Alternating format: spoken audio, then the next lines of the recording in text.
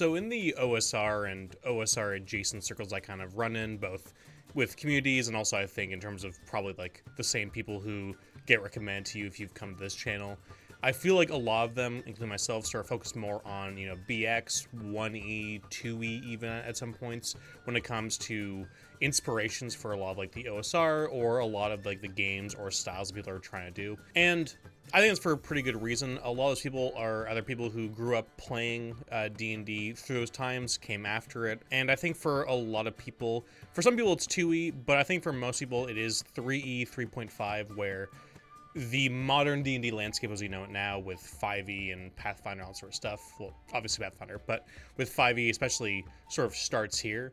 And I feel like a lot of them just try to sort of escape that by not dealing with the stuff in this era, either because they grew up with it, they don't really care for it, or, it's still too close, or they're not really that interested in it.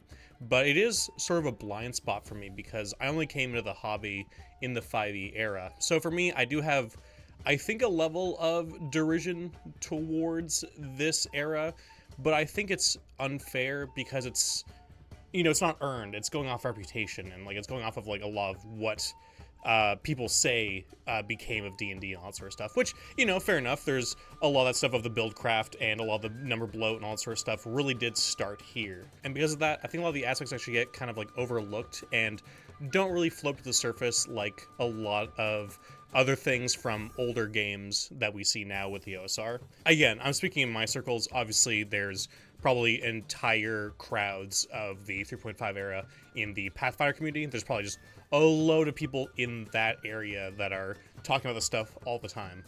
But I thought it would be interesting to sort of go back to this era, since I think a lot of the other eras beyond that are kind of, I'm not going to say picked clean, because I'll probably check some of that stuff out at some point. I have some older modules here and there, but this is something that I did want to check out. And I also want to look at it with a more unbiased look, because it is the weird thing with looking at some eras is that there's a lot of people who say things are really good, but really what they're saying is, I miss being a child and playing these games back then when things felt simpler despite, not being simpler. So I'm interested to see what this era has to offer. And so with that said, today we're looking at the Book of Challenges, which is the sort of big dungeon rooms, big traps. It's the book of all kinds of creative things to add to make fun encounters and basically give yourself some ideas or things to throw into your campaign or your games, or if you're, building a dungeon or whatever. This is not really a series so far, but it might become one if people do enjoy it. So if you have any 3E or 3.5 adventures or supplements or things that you would like me to cover, please comment below because I will check those out. Right now, I got this PDF on drive-thru for like half off, and I think like a lot of the old 3E and 3.5 era stuff are on sale for about 50% or so. This is only in PDF format. Some of them do have a print-on-demand version as well. I wasn't gonna pay for like the eBay version, which is like $80. There is a chance I could probably find this book in one of the bookstores locally or, somewhere in Canada. So if I do like enough to grab it, I'll probably just be able to do it from there. If not, then, the PDF's fine. The PDF's very good quality, so I'm not too worried about it either way. With all that said, the Book of Challenges is one that I've heard a decent amount about. It's not one I hear people rave all the time about or anything like that, but it is one I do hear come up, and when people bring it up, they just like, oh, that's actually like a really solid one that you should check out. I think that's actually like a pretty solid book.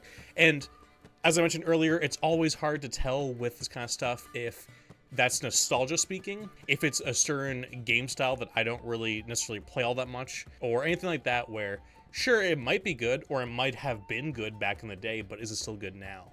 And that's what I want to find out here today. Now, I know I should probably just stretch this out and, make you think, does he like it? Does he not like it? Does it still hold up? Or any of that sort of stuff? Is there, what's the payoff going to be at the end of this? But I'm just going to tell you right now, this book slaps.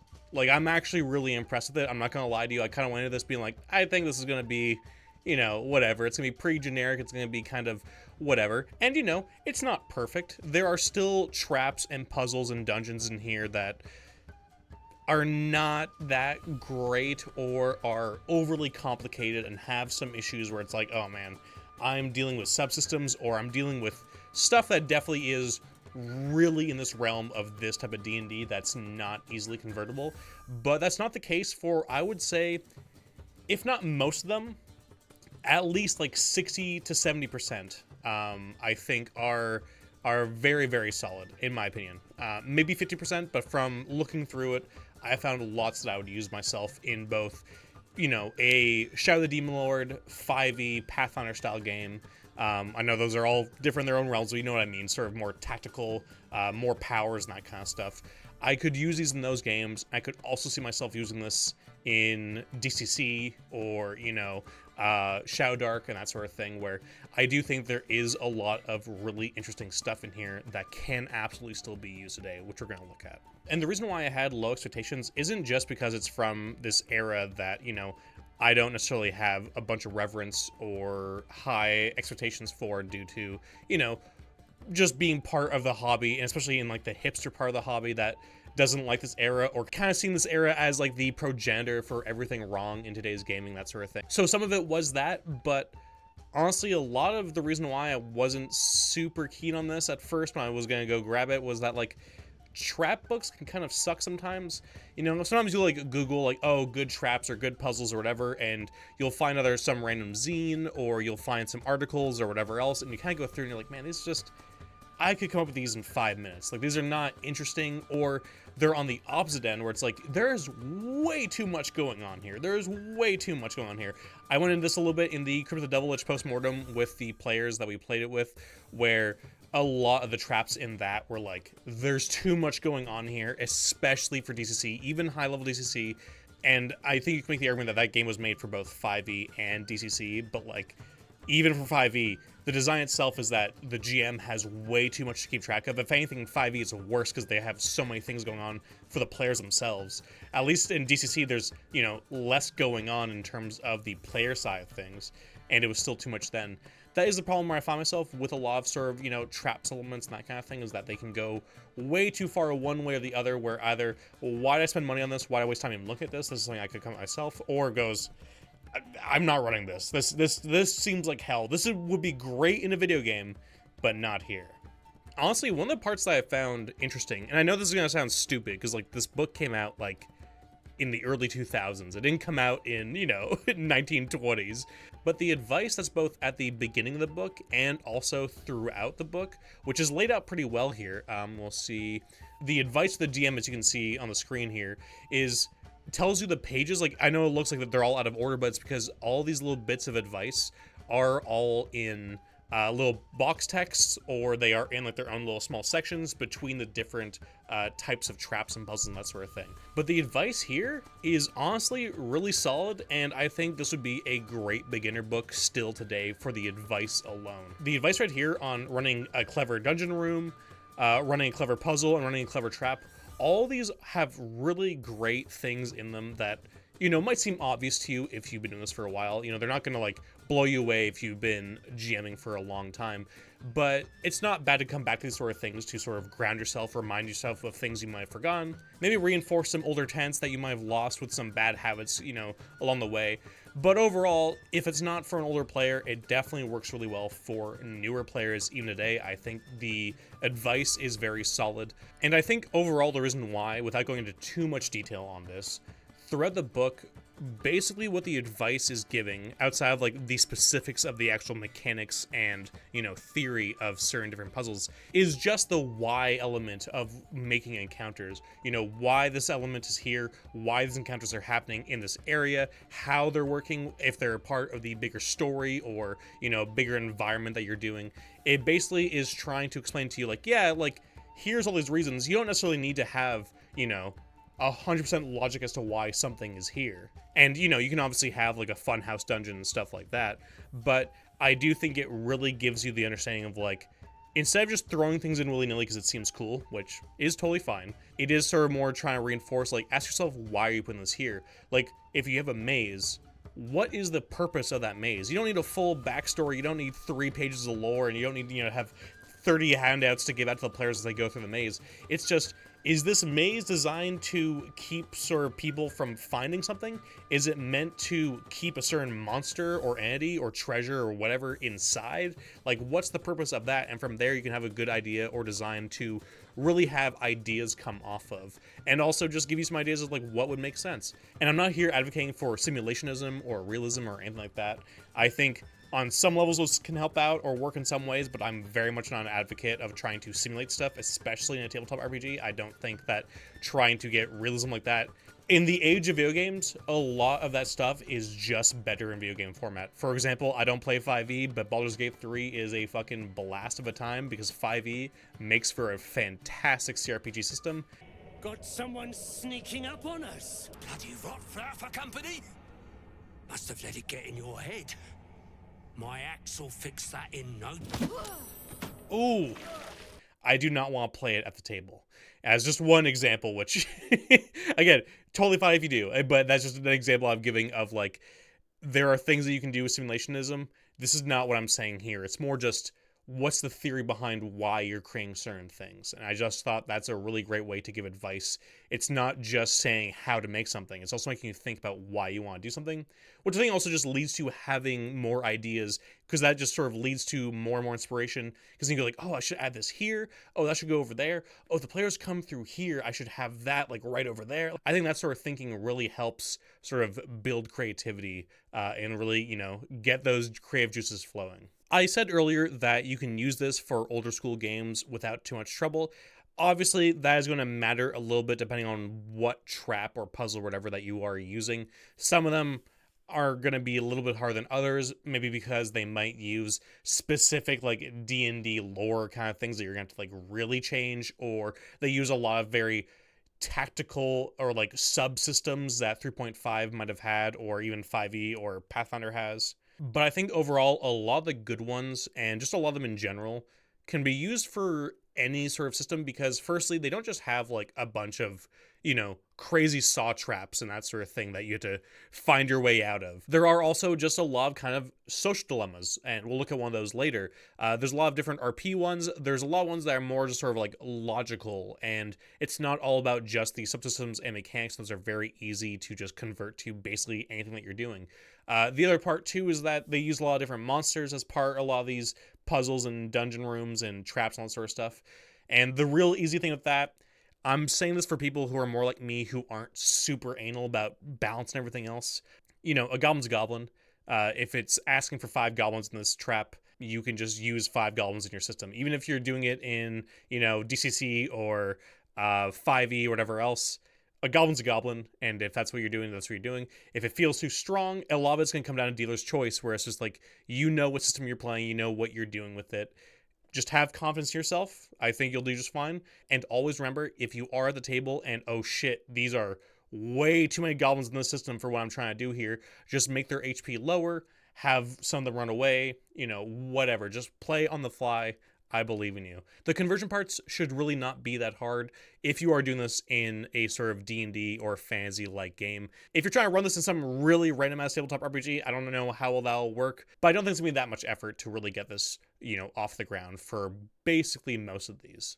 And honestly, if you are playing Pathfinder 5e, I'm not the most familiar these days with either of those systems or 3E, 3.5, but you might not even really need to change anything at all. The numbers might be close enough for what you're doing. The encounters all have an experience level that they're at, and then they also have sort of ways to either downgrade them or make them harder. So you can look at those. I'm assuming there are probably some pretty good conversion rates for Pathfinder and for 5e for, you know, if you're taking an adventure from 3e, 3.5 and doing it to 5e. So if you are really, really anal about, you know, making sure that you have really solid bounce or whatever, that's something you do care about, which I think is completely fine. It's not something I worry about too much, and I don't think it's going to like really kill your game or anything if you're off by a little bit. You might just want to look at it and see like if there's like a blog or in the book that you're running, whatever it is, if there's like a conversion rate of like, oh, 3E level 10 is, you know, level 12 in the game I'm playing. So I'll just go off of those numbers and just go with that. But overall, I don't think it'll be very hard for most people to, you know, just move things around. It's just numbers and maybe a few like different creatures here and there, but overall you should be okay. So we're going to go through 3 different encounters here just to give you an idea of what's in this book. We are going to start from one of the lower level ones, and then we're going to move our way up to one of the higher level adventures. So the first one we're looking at is for experience level 3, called No Loose Ends. This is a very simple, but I think very effective and solid lower level encounter that you can find in maybe the Overland, maybe in the Underdark, in a cave system, or, I think you can really sort of modify this and place this pretty much anywhere where the PCs need to cross a bridge to the next area they're going over to. The thing to remember is that they have these set up with box text and a few other things that they have them set in specific locations or areas or whatever, but feel free to absolutely modify whatever you need. Feel free to move them to other places. Feel free to change the creatures there to fit your world. Whatever you gotta do not be afraid to just change what you need to change. So basically what's happening here is there's this ogre and 2 orcs who have this fun little trap set here over this gorge where they have this rope of climbing, which is this magical rope from 3rd edition. I think you can probably get in later editions as well, where it's kind of like the rope from Lord of the Rings where, you can kind of command it and get to hold, I think, like 3,000 pounds. And I think if you have a command word, it furls or unfurls. And so essentially the players can figure out what's going on here before they get themselves into danger, but it is a little hard to see. If they do inspect the rope bridge, they will see that like the planks aren't actually attached to the rope, but sort of just loosely resting on it, because basically this little gang of an ogre leading 2 orcs is on the other side. I think one of the orcs is holding it and, basically just getting ready to tell the command word to, once the players are at a certain point across, or, once they're all basically on it, they will call the command word for the climbing rope, and like it will pull back and the players will fall down into the gorge. And essentially it's not meant to be over like this giant cliff edge where they're gonna fall to their death. It's meant to be more like a pit, or far enough down that like they're gonna get themselves pretty hurt. And basically what is gonna happen is once they call the command word and the players fall down into the gorge and get like, I think like 2d6 of fall damage is what they're going for, so about like 20 feet or so, depending on what system you're playing in. They're going to fall down there, and once they're down there, the orcs and the ogre are going to run up to the side with javelins and just start pelting the players with these javelins. The reason why I chose this one is because I like how simple it is, and that it can be very deadly, but with players who are astute enough, they should be able to figure it out before things get too bad. Either, only one person going across at a time, or, using a fly spell, or just sort of trying to see if they can see what's going on, and maybe they'll spot the orc and then not go through this, and maybe they can negotiate something of like, oh, hey, like, well, if you just let us through without doing what you're trying to do, we'll give you gold or food or whatever it is that the orcs and the ogre want, So I think that's just a very solid, easy, lower level one that you can just sort of throw anywhere, whether you're in a dungeon. Like I said, it says here that they're in a cavern because the darkness kind of hides the orc, but I think it's not too hard for them to just be behind a tree or, be under some rubble, or they can just be wherever you want a bridge to be for your story, and you can just go from there. And of course, if you do want to make it a little bit harder, it does say here for, experience level 5, change the orcs to ogres, give the ogre hiding at the bridge a cloak of elvenkind, which is a +9 on hide checks, which you can absolutely do, which is also not a bad little reward to get if the players do somehow defeat these creatures. One thing that is very clear about this era, and I guess sort of what leads into, 5e, and even I would say back in 2e as well, is that it's very combat centric, it's very combat focused. That seems very much like it assumes the players are going to just go straight for combat, which I think is totally fair because it is like, a class building game where you make a character that's good at fighting and all that sort of stuff. So it makes sense to me that that's what they're going with. But that might just be something to keep track of for your own game, because you might be running this in like, I don't know, Into the Odd or something, where that constant combat idea might not make as much sense for you, so just keep that in mind. So the next one we have as just kind of like a different vibe, this one's a little bit more of a social one. At least in my opinion, it should be more social than combat, though it can go fully combat if you want. And just to sum it up pretty quickly, essentially, the players will arrive at a town or a village or wherever, and there are apparently 3 hill giants that are terrorizing the area. They're apparently causing problems or stomping through farmlands. They might be killing random animals and livestock and that sort of stuff, or just destroying the land and just being a little bit crazy. And the locals want them dealt with. So essentially what is happening is this like comedy of errors for these hill giants. basically, I think 2 of them have tomb rot or like mummy rot from going to a nearby crypt, getting into a fight with a mummy, and getting mummy rot from them. And they're just in a lot of pain. One of them grabbed these gauntlets of fumbling from the treasure slash loot of that tomb.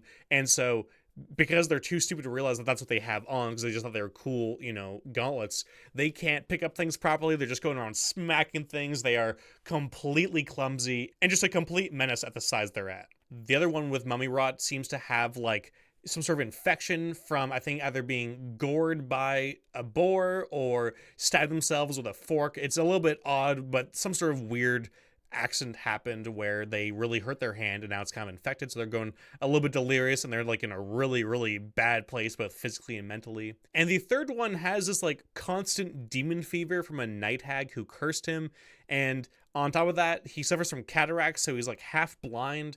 So basically the 3 of them are just like in horrible shape. They're emaciated. They're not looking good at all. It's very clear these 3 hill giants are not in good shape and they are having a really, really bad time. And the reason why things are getting so messed up around here is because they are, really not doing well. And so with that, this is kind of an investigation where the players kind of, talk to the villagers.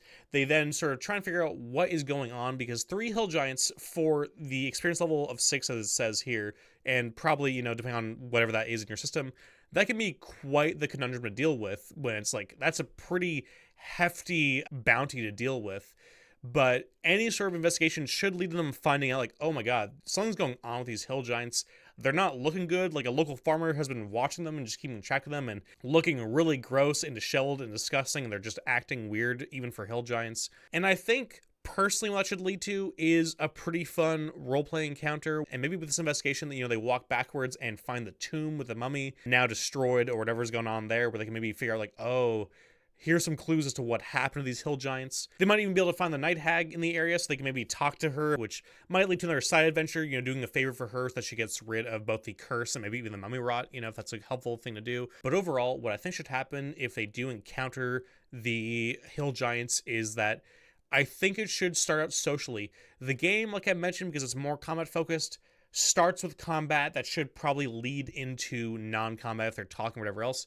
But in my own personal thoughts, that if you are running 5e, Pathfinder, 3.5, whatever, I do think that once combat becomes, the state they're in, a lot of players just fight to the end, or the chances of actually talking are off. You can obviously roleplay in between rounds or, on their turns or whatever, where you might be able to come to some sort of agreement, but I do think that if you start with combat with a certain kind of mindset of player, I'm not blaming any kind of, culture group and all that sort of stuff with how people play.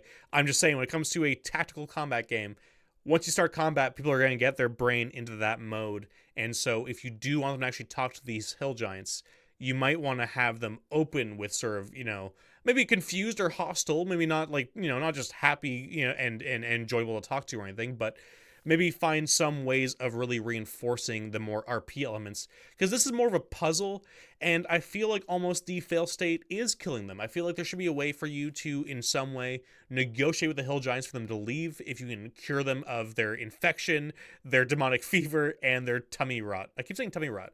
I do think that is kind of more of the fail state overall. I mean, obviously in a sandbox game, like whatever happens. There's not really a fail state. You can just do whatever you want. You're just telling a story that just sort of happens organically. But I think if you're able to negotiate somehow that they'll leave the area or, chill the fuck out, if you cure their mummy rot, get rid of their infection, and get rid of the, night hag's weird curse. And I do think this is just a more interesting encounter as an RP puzzle and sort of investigation that is just one big combat with 3 big sacks of hit points, And just to be clear, there is obviously a little bit more information for these encounters than I'm giving. I'm just trying to give you a good summary of it. But they give you all the stat blocks, they give you all these little extra details and tactics and that kind of thing. There's so much in here to help you run these really well. And most of them are not too long. Most of them, I think, are only about like a page, maybe 2 pages. So it's all trying to be as condensed as possible. I think very easy to run at the table. And easy to just quickly learn and be like, okay, this is how they're going to run. This is what's going to happen. Like right here, you can see that there's these tactics for running these hill giants, and they give you the stat blocks and how they're different from the monster manual hill giant. So just a lot of cool stuff like that. And also, like I mentioned, there's also how to stat this up for higher levels or lower levels. I think this one might be only lower levels if I'm not mistaken. No, this is higher levels. Okay, cool. Yeah, so this one's to give you higher level ones, whereas I think what they were saying in this is that they couldn't give lower because they're already such a weakened threat with their diseases and everything that it wouldn't give XP, or it wouldn't be worth the XP, if they're that easy to beat. So that's very much, the killing monsters XP thing of 3.5 and 5e. So that kind of stuff is not always the most helpful, but I do think that it shouldn't be that hard for you to just bring down the hit points a little bit or bring down the damage and that sort of thing. Again, just use the Hill Giant from your game or whatever you're using, and then just look at what they've done to them to try and bring them down, and maybe just do something similar. Even if it's not totally correct or not totally on like you would hope it would be, it should be good enough, and you can just change things on the fly. So the last one we're looking at is the Beholder Dome. The reason why I chose this one is because, firstly, beholders are very cool. I don't get to very often talk about beholders anyway, and I thought this was actually a very good example of a complicated dungeon room and sort of encounter, but I found one that isn't, hair-pullingly frustrating or annoying. And I'm going to try and summarize this one as best I can, because I think this is one of those ones that if I try and get too far into the weeds, I am going to lose people, and it's just easier just to read this and go through like the 2 or 3 pages that it is. I think it's only like, what is it? It's 1, 2, 3. Yeah, 3 pages. So I do think it is actually easier for people just to read it than just, listening to me trying to give you every detail of it. But I thought it's a very cool room. The other reason why I also chose this one is that I think one of the things that's very tough to do, at least, when you have some other things going on when you're running a campaign or a sandbox game where, maybe the players have come across a beholder that they're trying to fight or deal with. Beholders should have cool layers. And not just because I think the layer actions of 5e or sort of like, it needs to be a boss battle and all that sort of stuff, that like it really needs to have all these elements that are very much that modern gaming that I think some people don't like, even though, older games have the sort of same kind of boss battles. But the reason why I think it's interesting is that like it will make those creatures more interesting, because a beholder shouldn't have like a normal like throne room or just like a ritual chamber or whatever else. They should have a weird ass, really difficult dungeon to fight in. They should have, completely vertical shafts. They just fly up, that they have no issue going up. They can just sort of fly across. The ground should be, covered in spikes. There should be all kinds of things where it's like, I don't want anybody coming into my lair. This is my lair where I'm doing, experiments, do my crazy beholder shit, having my crazy awesome beholder house parties, whatever your beholder's up to and all that sort of stuff. It should not be too easy to get there. It should be a real pain in the ass. And that can be a little bit grating in terms of gameplay, but I'm sure you'll figure out a way to make it interesting. I think overall what you really want to sell without getting into too tedious or too frustrating environments is just that this beholder is not messing around, and that it is alien, acts different, and is weird than just having, your average evil sorcerer sort of lair. And this has the exact kind of boss room that I want, because you have this big adamantine dome. All the doors are adamantine. The doors are so perfectly made inside this dome that they are hard to see, that you have to try and find them. I'm sure the players will figure out where they are once they get like 1 or 2. They're like, okay, I can get the pattern here. I know where the other ones are. The thing is that if any of them are opened, like the way they open, like they are real doors that lead to other rooms that then you can build upon an entire dungeon on this. You could probably start here for your dungeon, just start with this room and then just sort of build outwards, and you could probably make a pretty cool dungeon out of that. And essentially what happens here is that it's very simple. Every door has a corresponding trap that is the same as one of the, ray effects that the beholder has. So it's a pretty mean fucking trap. Like it's just a mean room where you could just get absolutely fucking hit with finger of death. Or telekinesis, great spelling. Like there's some really, really mean ones here. Fucking disintegrate, So it is obviously a very mean one, but this is for very high level characters where you should have some pretty crazy stuff yourself. But this also has levels to it where it's not just this. After about 5 rounds of being in here, all the doors are gonna lock, and the floor is going to start to move on these rollers. And I will be honest, this is the kind of thing that I don't really like go for, where it sort of tells you like it tilts at 45 degrees, they will move these many feet per whatever, it moves this many feet per round, whatever else. I would simplify it myself. You can follow this here. I think this should work just as well for Pathfinder 5e as it does for 3e. I personally, for something like DCC, I would not care about the math too much. I would rather do like, as it's moving, if you fail your checks and you can't do anything that round, or you fall over, or I would really simplify it to the point of just making it easy. And I feel like this is one of those ones that you can do that well with pretty easily. You know, there's not a bunch of stuff of like, oh, just to use Crypt the Devilich again, the room is spinning. You can't tell the room's spinning because the doors aren't spinning. The doors are attached to the room you're in, but the room outside this is spinning. It's just all the stuff where it's like, okay, but there's also all those other traps. I don't want to deal with this. There's too much going on here. I don't like it. I'm not a fan. But there are ways around it, which I think are cool for the puzzle, where if the players go from, you know, different angles where they try and level it out, where they all go into like one corner of the room and sort of keep it level, that's one way to sort of solve the issue temporarily, which we'll talk about in a second. Somebody could also cast like gaseous form, or like turn into like a tiny spider and get down into the gears and try and just break it so that it stops moving around. Because basically what's going to happen after it starts moving around, after you're locked in, is the beholder is going to show up. It's going to be laughing, and then now you have a beholder in this room that can fly around. It has, you know, higher space than you. It's probably going to go for flying creatures. It's probably going to go for creatures that have, you know, issues with, you know, keeping their balance if, you know, they're not very good physically, or if they've just gotten some really unlucky rolls. So it's just a very fun, very dynamic, very mean encounter, and that's why I chose this one here, because I just thought that was like a really, really great little boss room. And it's not even that complicated. It's just like a few pages, and I think you'll get it down pretty pat, and I think you can change and modify what you like, you know, just whatever is easiest for you. But I think overall, very solid late game kind of dungeon boss room. I think the players will have a lot of fun. They'll be probably terrified as they're dealing with a beholder in this room of like beholder doors and all kinds of crazy shit in here. So, and that's basically the Book of Challenges. There's so many more in here. There's lots of great advice. I do think that obviously some of these will not work as well for converting all sort of stuff, but overall I do think you can use most of this, whether you're playing a more old school game or a more modern game. I think it's honestly really impressive how well this has, you know, stood the test of time, in my opinion. You know, I haven't done the deepest dive. I haven't looked at every single one of them. I sort of read through and then sort of just chose out the ones that really stood out to me. So there might be some ones that, you know, don't work quite as well. But overall, for $8 Canadian, I think, on drive-thru at the time of this video, it was worth it to me for the PDF. So if you are somebody who thought this might not be that useful for somebody in modern gaming spaces, or, you know, more old school style games or whatever, gotta say, I am just really impressed. There's not much more to say other than that. So yeah, I just want to say a huge thank you to my patrons. Thank you so much for all your generosity. I super, super appreciate it. Thank you so much.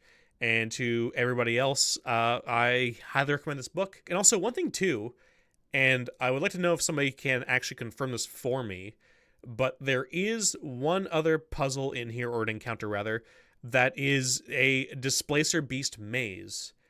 And I'm wondering if the D&D movie either took that from this, like, was it a reference, or were they just like, let's go through the old books and see what can actually, you know, work for us as like good encounters for the movie? Because there is a Displacer Beast maze in the movie. Spoilers, I guess, but like the movie's what, a year, 2 years old now, so whatever. But there's literally a Displacer Beast maze in this, and I'm really wondering if that was a reference to this, if like one of the writers or creators is from the 3.5 days, or, you know, just went through this book and stole that, or not really stole it, but, you know, borrowed it to use for that, because it's a good scene in the movie. Anyway, I recommend the book. Thank you so much for watching. I hope you have a good one, and stay safe out there.